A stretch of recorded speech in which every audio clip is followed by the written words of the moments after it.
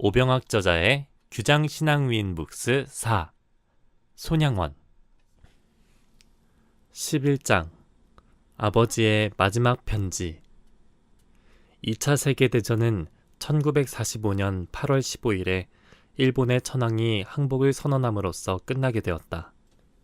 일본의 패망의 징후는 1943년 말에 이집트의 카이로에서 영국의 처칠 수상과 미국의 루즈벨트 대통령, 그리고 중국의 장개석 총통 등이 한자리에 모여 적당한 시기가 이르면 한국을 일본으로부터 독립시킨다는 데에 합의했을 때에 이미 확연히 드러났다. 상황이 이렇게 되자 일본은 우리 국민에 대한 착취에 발악을 하다시피 했다. 곡식이라곤 한 톨도 남김없이 군량미로 다 빼앗아갔고 무기 제조를 위하여 심지어 숟가락 하나까지 남김없이 모두 가져갔다. 이윽고 일본 제국은 연합군으로부터 결정적인 타격을 입게 되었다.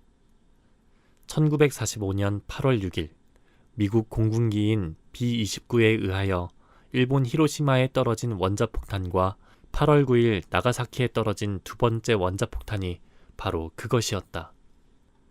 결국 일본은 연합군 앞에 두 손을 들고 말았고 일본 천황은 8월 15일 정오를 기하여 라디오를 통해 이를 만천하에 알렸다. 일본이 패망했다는 소식은 보다 앞서 알려졌지만 36년 동안이나 그 압제에 시달려왔던 사람들은 믿어지지 않아서 어리둥절하기만 했다. 그러다가 라디오를 통해서 천황의 떨리는 목소리가 흘러나오자 모두 목이 터지도록 만세를 불렀다. 대한독립 만세! 남자, 여자, 어린아이 할 것 없이 거리로 나와 목청껏 만세를 외쳐댔다. 해방의 물결은 마침내 손양원 목사가 갇혀있는 청주 형무소의 높다란 담까지도 허물고야 말았다. 일본이 망했다. 해방이다. 만세, 만만세. 형무소 안에 만세 소리가 진동했다. 하나님, 이게 꿈입니까? 생시입니까? 드디어 쇠사슬에 얽매인 포로들에게 자유를 주셨군요. 손양원 목사는 그 소식을 듣고 맨 처음 하나님 앞에 무릎을 꿇고서 감사했다. 그동안 간절히 드렸던 기도가 끝내 이루어졌다는 감격에 가슴이 벅차올랐다. 그는 동료 수인들을 얼싸안고 기뻐했다. 그것은 어쩌면 천국에서의 기쁨을 미리 맛보는 것 같기도 했다. 하지만 이런 기쁨을 누려보지 못하고 앞서 세상을 떠난 주기철 목사 같은 순교자들을 생각할 때 그의 가슴이 찢어질 듯 아팠다. 빛나는 순교자들이여, 오늘 이 광복의 기쁨은 그대들 피의 대가가 아니고 무엇이겠는가. 손양원 목사는 형무소를 나와서 바로 애양원으로 향했다. 한때 살벌하기만 했던 애양원은 어느새 웃음이 만발한 낙원이 되어 있었다. 6년 동안이나 감옥에서 갖은 고초를 겪었던 손양원 목사와 뿔뿔이 흩어져 있던 그의 가족들, 산중에 피난을 갔던 애양원 식구들이 모두 돌아와서 함께 해방의 기쁨을 누렸다. 그런 중에도 손 목사는 한 가지 슬픈 일을 떠올리지 않을 수 없었다. 아버지 손종일 장로가 해방의 날을 보지 못하고 멀리 하얼빈에서 세상을 떠난 것이었다. 모두 애양원으로 돌아온 후 첫 예배를 드렸다. 성도 여러분, 손양원 목사가 자신부터가 가슴이 벅차올라 차마 말이 나오지 않았다. 얼어붙었던 이 강산에 화창한 봄이 이르러 만물이 힘차게 기지개를 켜게 되었습니다. 이 모든 일이 하나님이 주신 놀라운 은총이 아니고 무엇이겠습니까? 그러니 마음을 하나로 뭉쳐 애양원을 예전보다 더 훌륭한 복음의 낙원으로 만들어 갑시다. 그러면 지난날의 슬픔들은 봄눈 녹듯 다 사라지고 말 것입니다. 그는 잠시 깊은 감회에 젖어 있다가 다시 말을 이었다.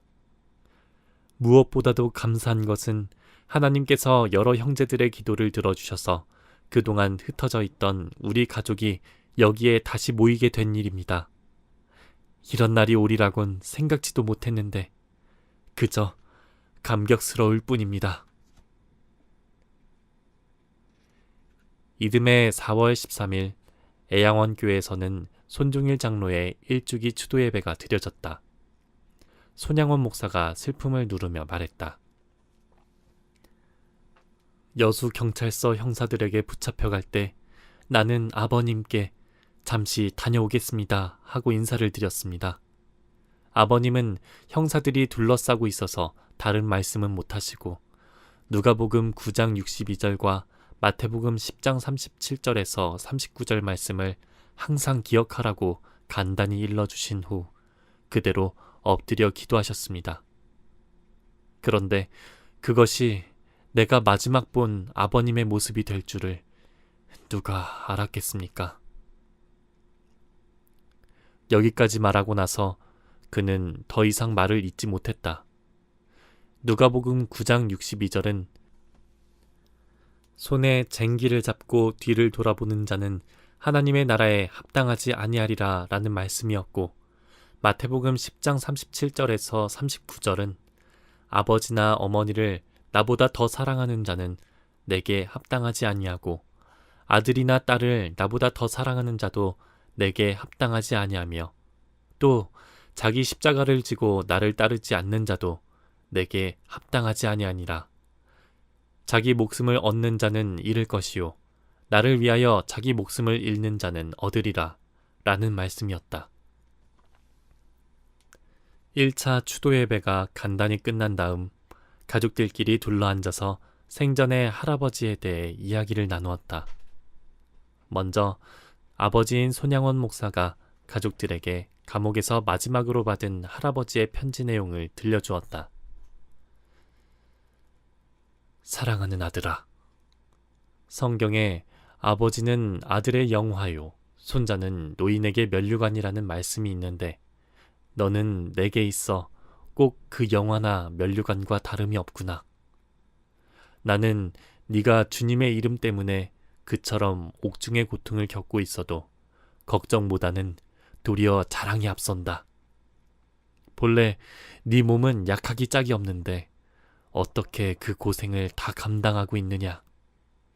그러나 그것도 주님의 일이니 꾹 참고 참기 바란다. 눈병이 났다더니 요즘은 좀 어떠냐. 이 애비는 2달 동안이나 기침이 심해 약을 복용하면서 지냈단다. 이런 조그마한 병에도 사람은 시달리기 마련인데 네가 겪고 있는 고생이야 오죽하겠느냐. 어쨌든 끝까지 하나님께서 너를 지켜주시기를 바란다. 부디 몸조심하렴. 만주 하얼빈에서 애비가. 편지 내용을 다 들려주고 나자 이번에는 동인이가 할아버지의 유구를 모시러 만주로 갔을 때 들었던 얘기를 했다.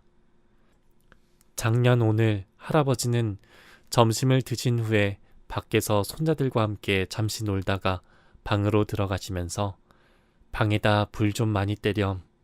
내가 따뜻한 자리에서 기도를 하고 싶구나 하고 말씀하셨는데 나중에 방문을 열고 들어가서 보니까 기도하시던 자세 그대로 벌써 숨져 계시더랍니다. 이때 황 선생이라고 부르는 분이 곁에서 말을 거들었다. 이분은 한때 손종일 장로님이 딸처럼 보살펴 주었던 이였다. 손 장로님은 늘 고향으로 내려가서 죽고 싶다는 말씀을 하셨답니다. 그럼에도 끝내는 남의 땅에서 세상을 떠나고 마셨으니 얼마나 한이 되셨겠습니까? 하지만 나는 이분도 훌륭한 순교자라고 봅니다. 만주까지 피해 가신 것은 순전히 신앙을 지키기 위한 것이었으니까요. 이 말을 듣고 가족들은 다 눈시울을 적셨다. 끝으로 손양원 목사는 이렇게 말을 마쳤다. 우리 모두 훌륭한 할아버지를 둔 것을 자랑으로 삼고 아무쪼록 그런 신앙을 본받아 살자꾸나. 그래야만 천국에 계신 할아버지께서 기뻐하시지 않겠느냐. 일본의 압제로부터 해방이 되고 그 이듬해 봄까지만 해도 삼천리 강산이 새봄을 맞은 것처럼 모든 일이 화창하게만 느껴졌다. 해방을 맞았던 그 감격은 계속될 것만 같았다.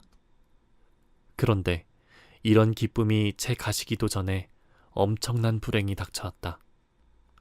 8.15 광복을 통하여 빼앗겼던 나라를 다시 찾고 잃어버린 우리말과 이름을 되찾기는 했지만 애석하게도 미군과 소련군이 갈라놓았던 38선을 중심으로 남북이 분단될 조짐을 보이고 있었던 것이다.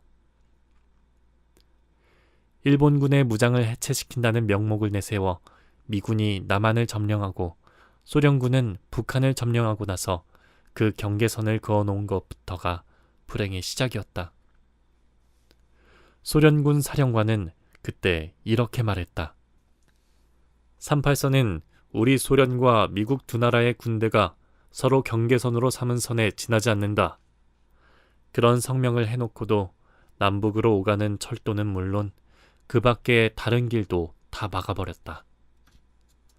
같은 형제들이면서도 서로 오고 가지 못하는 기막힌 형편이 된 것이다. 이럴 수가 있느냐. 너무나 원통하다. 38선을 없애라. 각처에서 사람들이 울분을 터뜨렸으나 약자의 한계만 절감했을 뿐 더 이상 어쩔 도리가 없었다. 정세가 이처럼 변하자 하필 북한에서 정말 심각한 사태가 야기되었다. 공산주의자들은 본래 무신론자들이었기 때문에 그리스도인들에게 엄청난 박해를 가하기 시작했다. 그들은 교회당을 다 허물었을 뿐만 아니라 성도들에게 신앙을 버리도록 강요했으며 말을 듣지 않는 자들은 모조리 감금시켜 생매장을 하기도 했다.